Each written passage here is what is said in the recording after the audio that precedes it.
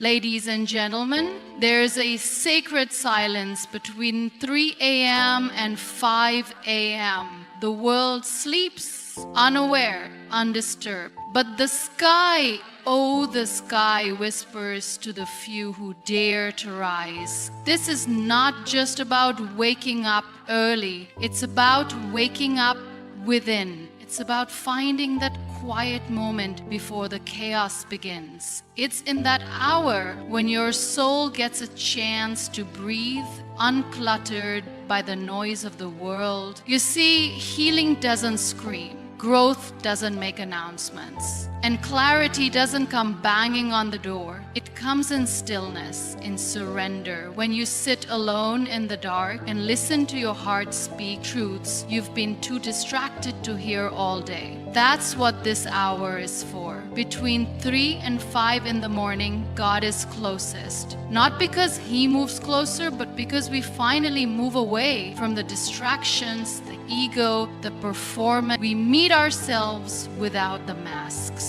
Waking up early has become a buzzword in productivity culture, thrown around as the secret sauce to success. But between 3 a.m. and 5 a.m., it's not about checking off boxes or getting a head start on your emails. This hour isn't a performance. It's not a hustle badge. It's a return to presence. It's the moment where you choose yourself before the world demands pieces of you. This kind of rising isn't for the grind, it's for grounding. It's not about jumping into action, but about reconnecting with intention before your energy gets scattered into 100 different directions. In those pre-dawn hours, the world isn't asking for anything. No responsibilities, no meetings, no scrolling feeds telling you who to be. It's just you, your breath, and the still pulse of the morning. And in that stillness, you can finally feel the rhythm of your own life again. You wake not to get ahead, but to come back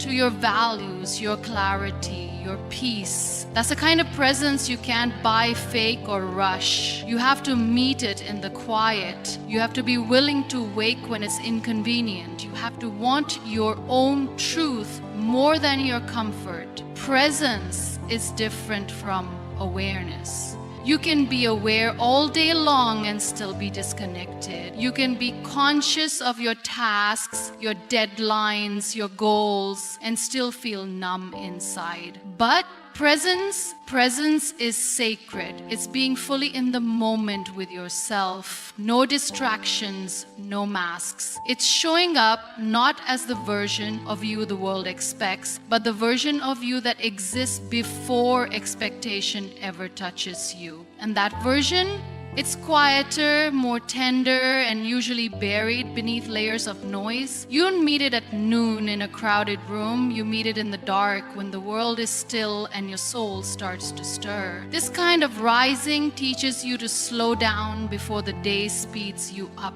It creates space to decide how you want to show up in the world instead of reacting to it. Instead of waking up and being dragged into the chaos of other people's timelines, you anchor yourself in your own.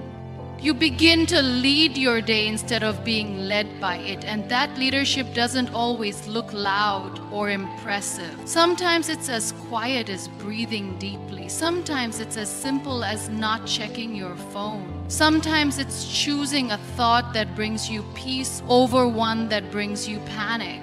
That's presence. That's power. You begin to realize that rising early isn't about doing more. It's about being more. Being more in touch with your own energy. Being more conscious of how you speak to yourself. Being more deliberate in what you choose to carry into your day. Productivity without presence is just performance. And performance without purpose is empty. But when you start your day with intention, everything else aligns. You're not chasing meaning.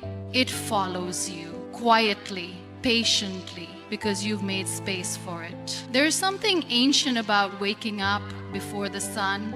It connects you to something bigger than algorithms and to-do lists. It connects you to the sky, to the rhythm of the earth, to the silence of your ancestors who once prayed and reflected under the same stars. You feel part of a bigger timeline, not because you're achieving more, but because you're remembering more, remembering who you are, why you're here, what really matters before the noise tries to convince you otherwise. And when you carry that presence into your day, you move differently.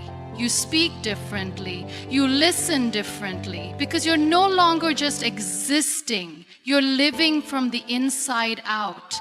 Between 3 a.m. and 5 a.m., the world rests under a heavy blanket of stillness. Streets are deserted, phones are silent, no one's calling, no one's posting, no one's watching. There's a calm that stretches across the sky like a whisper only the brave can hear. And in that sacred calm, something shifts. The distractions fall away and you're left alone, not lonely, but alone with your thoughts, your breath, truth. That silence doesn't just exist outside, it begins to seep inside you. You begin to hear things you couldn't hear in the noise of the day, thoughts you've buried, feelings you've ignored, dreams you've silenced. They all begin to rise up like smoke in the air, gentle but undeniable. This time of the morning is different from the rest. It isn't just early, it's pure, untouched, sacred. There's no expectation, no performance, no pressure to be anything other than who you are. The masks we wear all day long, strong, busy, happy, productive,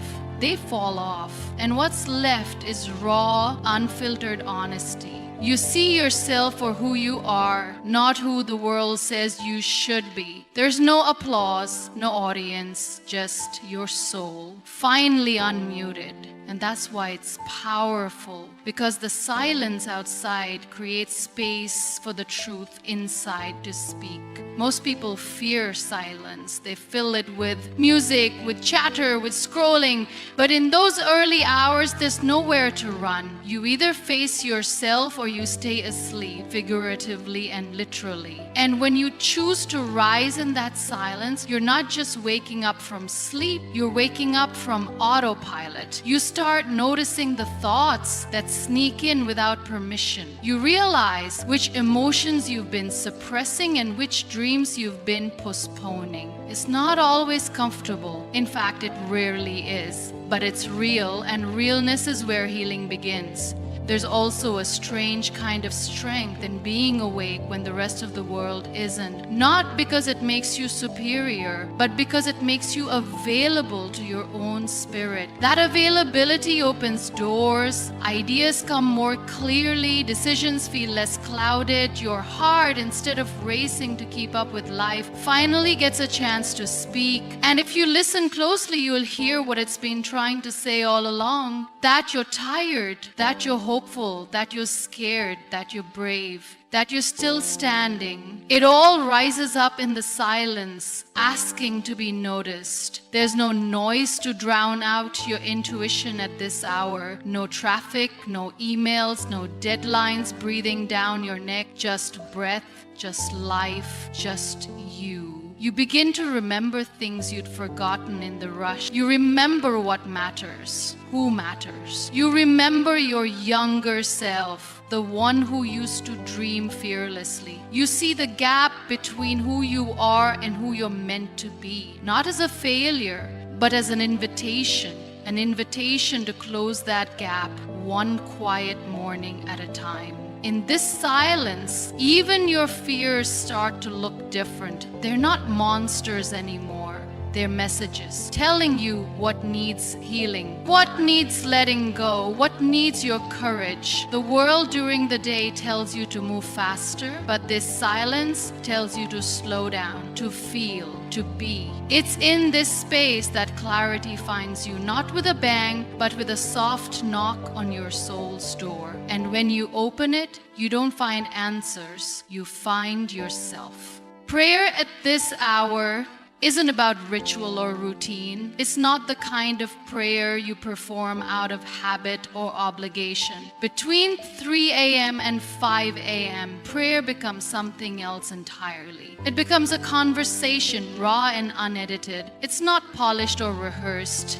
It's not something you prepare for with flowery words or formal gestures. It's messy. It's real. It's you showing up just as you are. Tired, broken, hopeful, confused, grateful, scared, all of it without filters. In the quiet of the early morning, you're not performing for anyone. No one is listening except the one who already knows what's in your heart. That's the kind of honesty that only the night can pull out of you. There's something about the way darkness holds space for vulnerability. When the world is asleep and your guard is down, the layers peel back on their own. You don't even have to try. You just breathe, and suddenly you're saying things you didn't know you needed to say. Your heart starts speaking before your mind can censor it. It whispers pain that you've been carrying quietly. It cries out for strength, for comfort, for understanding. And instead of feeling embarrassed or weak, you feel seen, not by people, but by the divine. In that moment, you realize that prayer isn't about saying the right words. It's about saying the true ones. You don't have to kneel perfectly.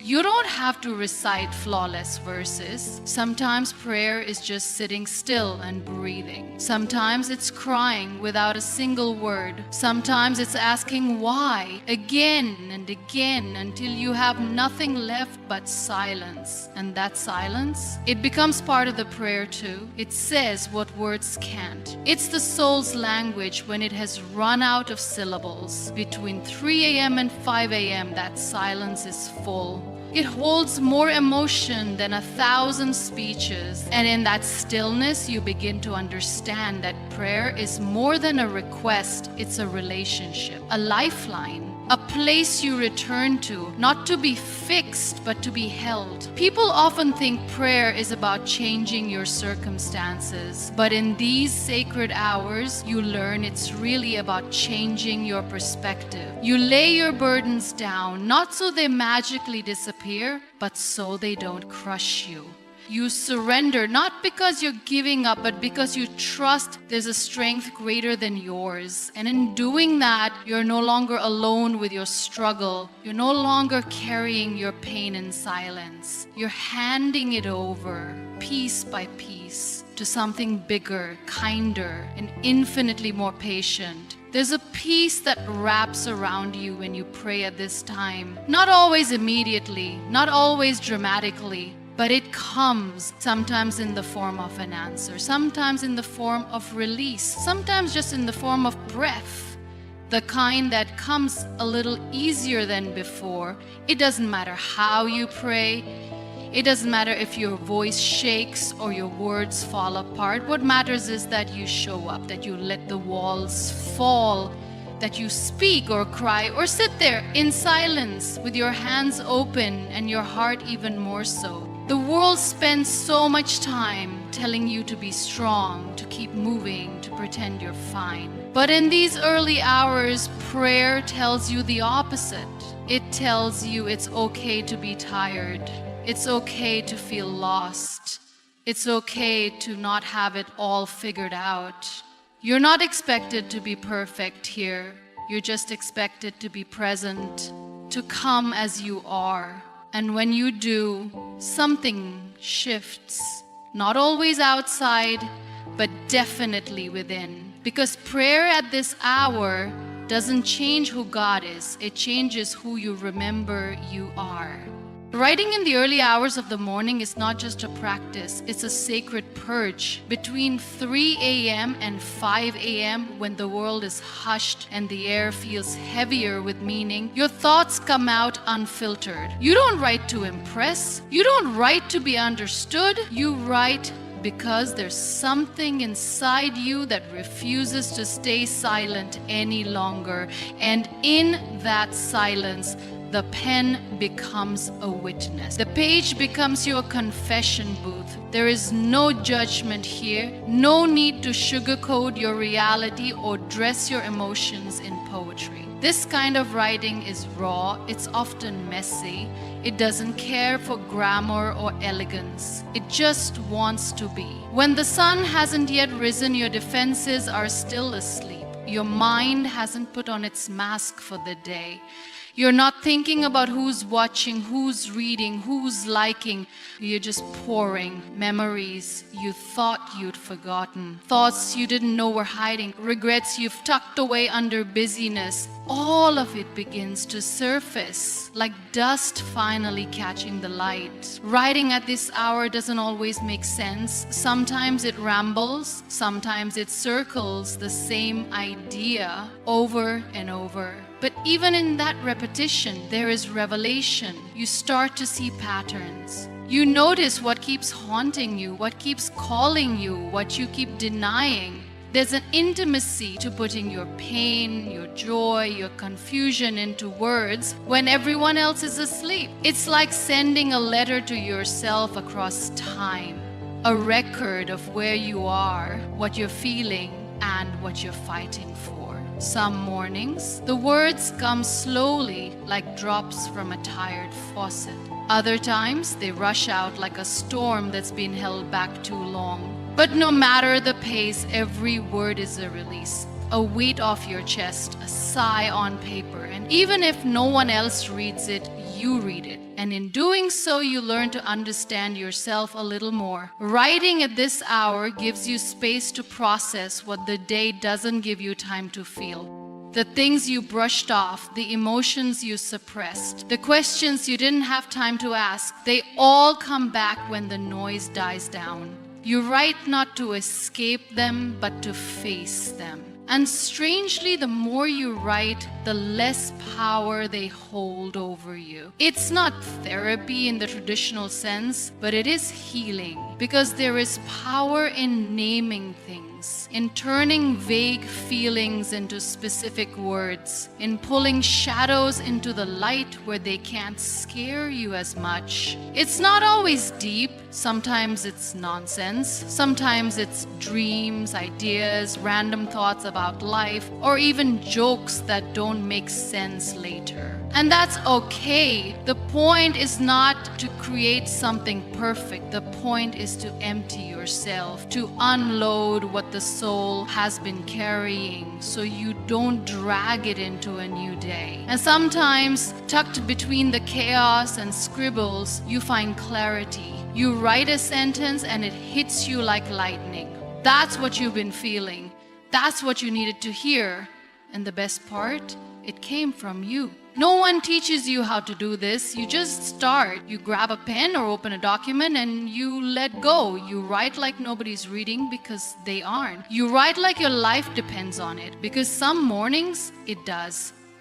This isn't journaling for productivity or posting for validation. This is soul work. This is you talking to yourself without interruption, and in a world that rarely gives you space to be honest, that's more than a habit. That's liberation. Stillness is a forgotten language in a world that worships noise. Between 3 a.m. and 5 a.m., that language comes back to life. There are no emails pinging, no notifications blinking, no traffic rumbling in the background, just silence. A silence so thick you can feel it wrapped around you. In that moment, the world isn't demanding anything from you. You're not being pulled in 10 directions. You're not performing, proving, or producing. You're just existing, and that is enough. The absence of noise outside makes room for the truth inside to breathe. It's like someone turned the volume down on life so you could finally hear your own voice again. When you sit in stillness during those early hours, something in you begins to realign. Thoughts that were spinning out of control begin to settle like dust, falling slowly to the ground. Worries lose their sharp edges.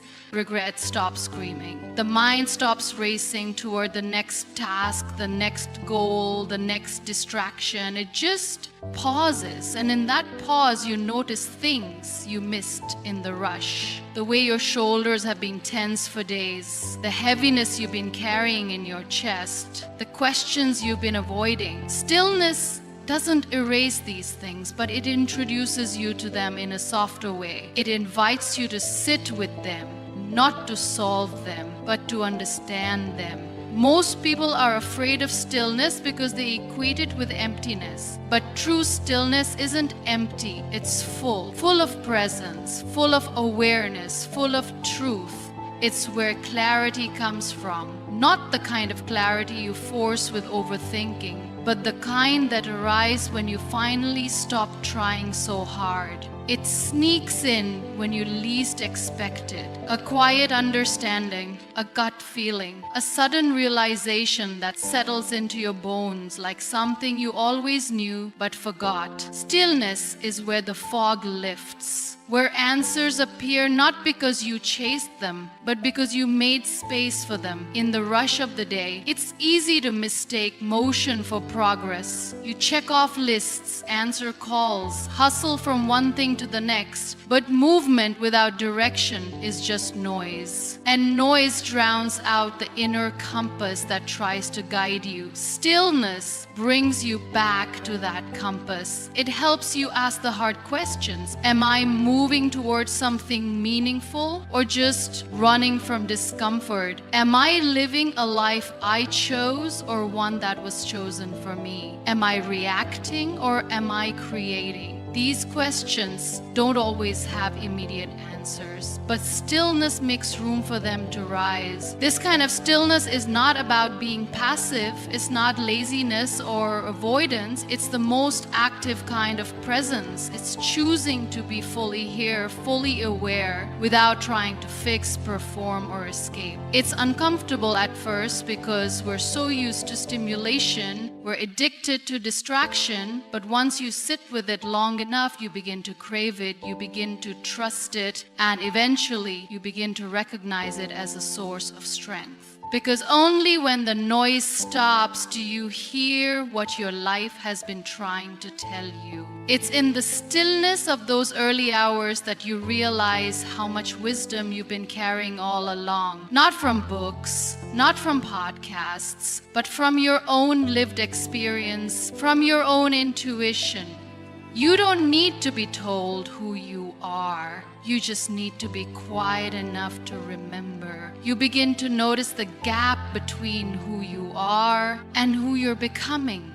Not with shame, but with curiosity. Stillness doesn't rush you to fix things. It gives you the grace to understand them. It lets the truth come forward without being chased. And when it does, it arrives gently but powerfully, like the dawn breaking slowly over a dark horizon.